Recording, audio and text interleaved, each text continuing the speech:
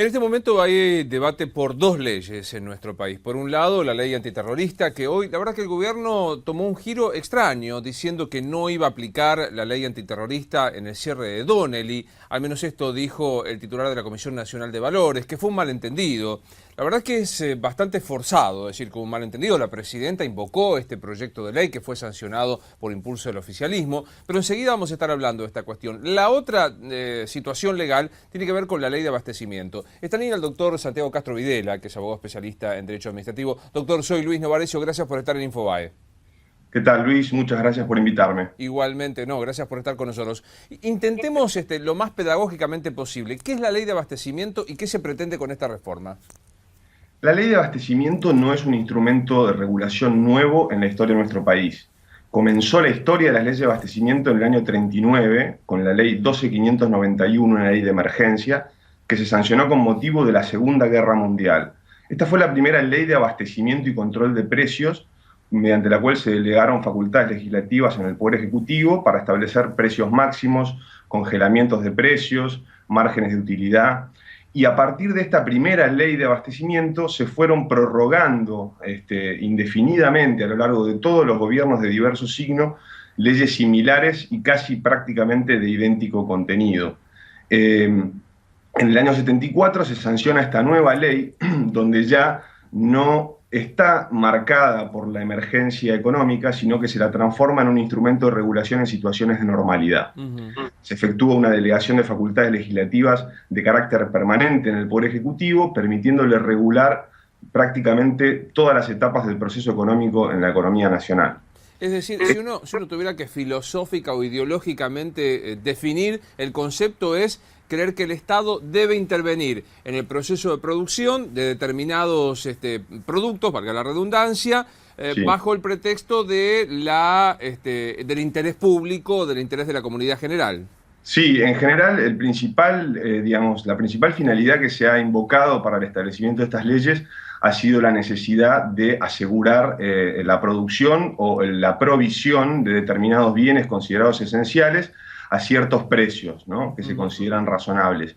Pero también se ha utilizado con la finalidad de controlar la inflación y otras finalidades que, incluso pueden hasta ser contrarias a las disposiciones de la ley de abastecimiento, como por ejemplo la defensa de la competencia o incluso la defensa de los intereses de los consumidores. Claro. Ahora bien, hay una particularidad en la ley de abastecimiento que rige desde el año 74, que es, si bien, como quedó redactada en el 74, efectuó esta delegación permanente de facultades legislativas, en el año 91 se dictó un decreto de necesidad y urgencia que suspendió el ejercicio de las facultades delegadas por la ley y lo condicionó expresamente a una previa declaración de emergencia de abastecimiento, no de una emergencia en general, sino específicamente de abastecimiento, y de tal modo quedó suspendido el ejercicio de las facultades legislativas. Claro. En el plano jurídico constitucional, uno podría decir que en realidad lo que pasó es que ya no existe una delegación legislativa, porque la delegación legislativa básicamente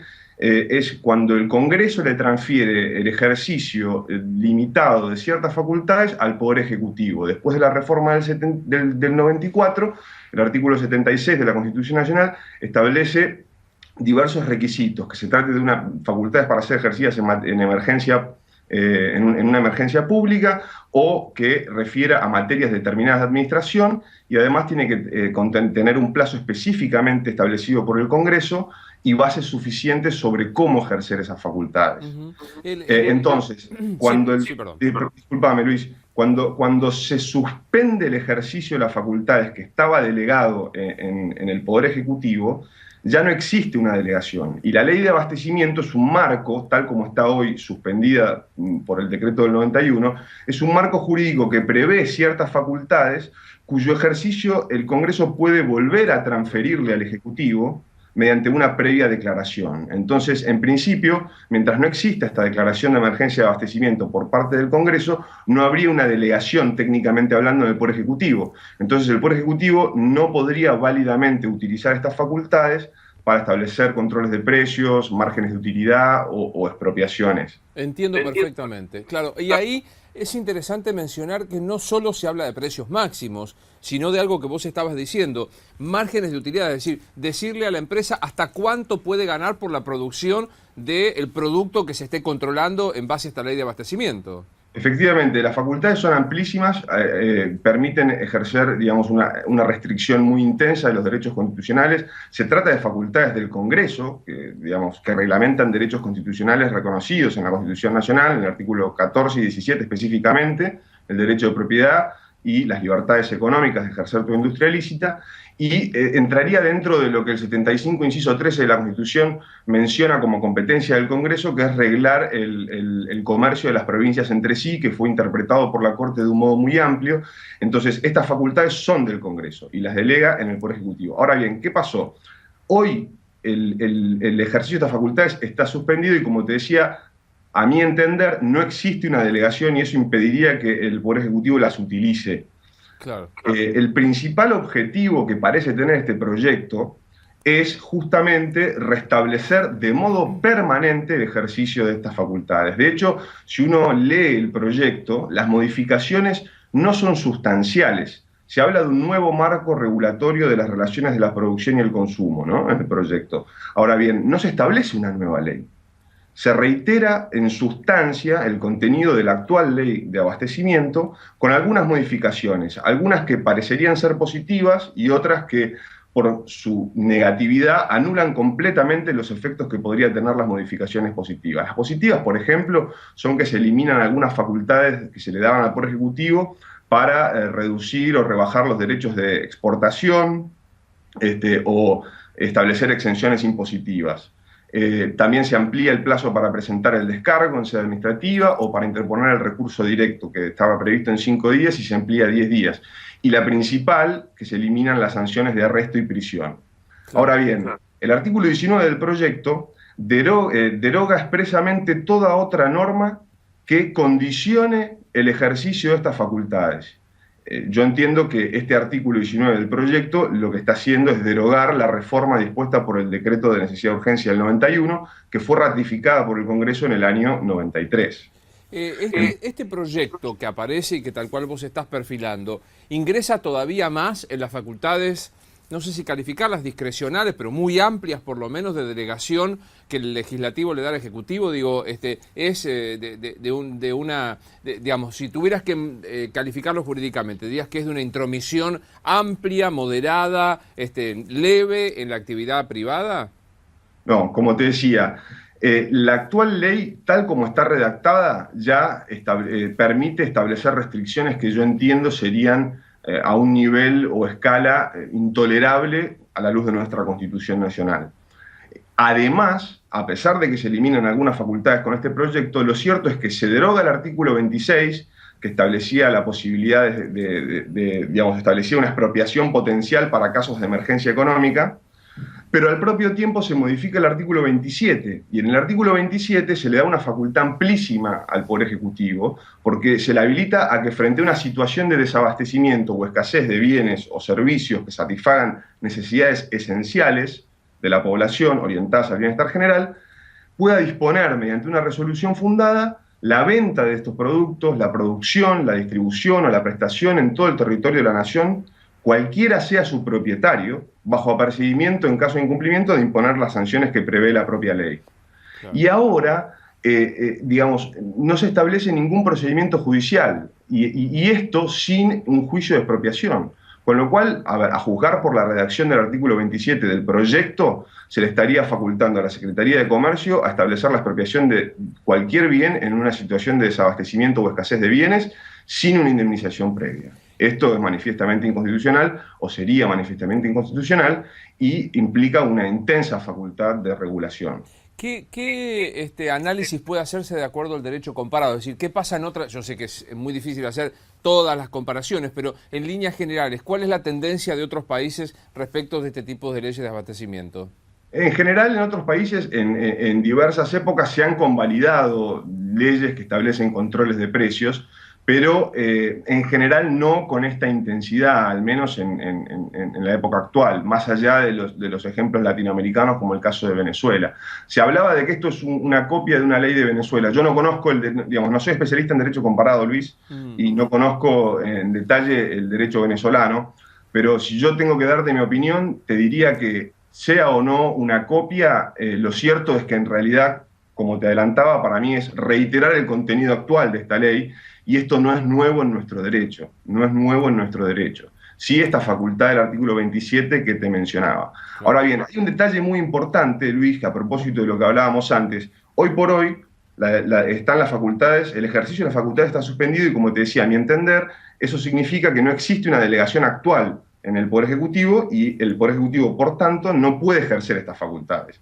Este proyecto tiene la intención de restablecerlas. Ahora, ¿qué pasa si se sanciona el proyecto y el Congreso le delega en las condiciones del proyecto de modo permanente e incondicionado al Poder Ejecutivo el ejercicio de estas facultades legislativas? Bueno, esto sería inconstitucional a la luz del actual artículo 76, que establece condiciones, digamos, más allá de que tiene una redacción imprecisa el artículo 76, está claro que aquí no se está delegando para una emergencia pública, está claro que aquí no estarían involucradas materias determinadas de administración, porque no involucra a cuestiones del Poder Ejecutivo, de administración central, descentralizada, sino que es una regulación directa de derechos constitucionales de los particulares, y además no se establece plazo, con lo cual, digamos, en mi opinión, si se sancionara esta ley, sería desde el punto de vista formal inconstitucional por violar el artículo 76 de la Constitución Nacional, más allá de que pueda entenderse inconstitucional el ejercicio que se haga de estas facultades por limitar intolerablemente los derechos de propiedad y ejercer industria lícita. Digo, más allá de esto, que uno viendo el espíritu de la Constitución y estas delegaciones permanentes de facultades propias del Poder Legislativo que van generalmente en contra de un sistema republicano con división de poderes, la preocupación sería, digo, lo económico será materia de los economistas, pero en lo jurídico es que pueda entrar en vigencia, se aplique y hasta que venga el remedio constitucional los efectos se cumplan y por lo tanto sea tardía la respuesta del Poder Judicial. Sí, sí, sí. De hecho, el Poder Judicial ha sido muy deferente en nuestra historia constitucional en relación, cuando le tocó controlar medidas establecidas en ejercicio de estas facultades. Pero en el actual contexto constitucional nuestro, con la reforma del 94, yo creo que la inconstitucionalidad de este proyecto, en caso de que fuese sancionado, sería bastante manifiesta desde el punto de vista de la delegación legislativa. Esto yo entiendo que es así. Y al margen de esto, lo cierto es que los controles de precios, dicen los economistas, y yo entiendo que es así, y el dirigismo de la economía a través de los controles de precios, finalmente lo que terminan produciendo es más desabastecimiento, ¿no? Sí, sí. Porque lo que provocan es que haya una mayor demanda del bien que ahora se vende a un precio menor al que se hubiera pactado libremente, y además ahuyenta la inversión, porque quien tiene, digamos, una empresa que produce los bienes regulados y ahora no puede ganar, digamos, el margen de utilidad necesario para continuar produciendo, no va a estar incentivado a continuar produciendo ese bien. Y los potenciales inversores que podrían destinar inversiones a la producción del bien regulado tampoco lo harían porque no tienen el incentivo, porque ya no habría un margen de ganancia.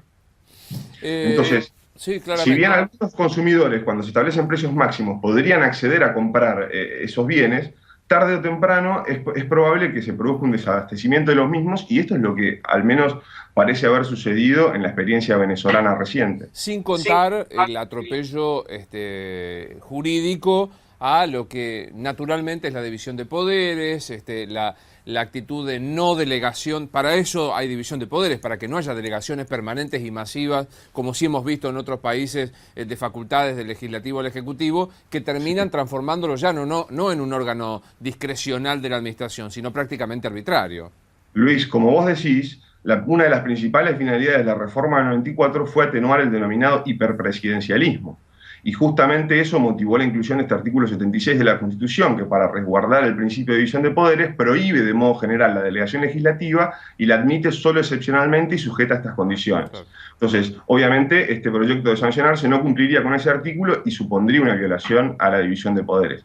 Y hay un tema interesante también a tener en cuenta, que es que la suspensión del 91 por el decreto de necesidad de urgencia que fue ratificado por el Congreso, exceptúa un inciso, el inciso C, el famoso inciso C, que prevé la facultad de establecer normas que rijan la comercialización, distribución y producción de los bienes, ¿no?, comprendidos por la ley. Y existen diversas interpretaciones sobre, digamos, cuál es el contenido concreto de esta facultad tan ampliamente descrita en la ley. Se lo puede interpretar como una facultad para establecer regulaciones de los derechos de los particulares, se lo puede interpretar como una facultad reglamentaria, o se lo puede interpretar como una facultad residual para adoptar medidas complementarias a las que podrían adoptarse con los otros incisos que sí fueron suspendidos.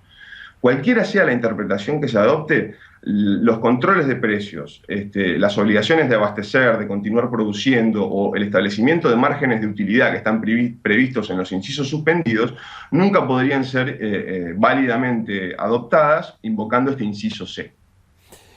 Santiago, gracias por atendernos como siempre, te mandamos un saludo. Por favor, gracias a ustedes por invitarme, Luis. Un placer. Por favor, hasta luego.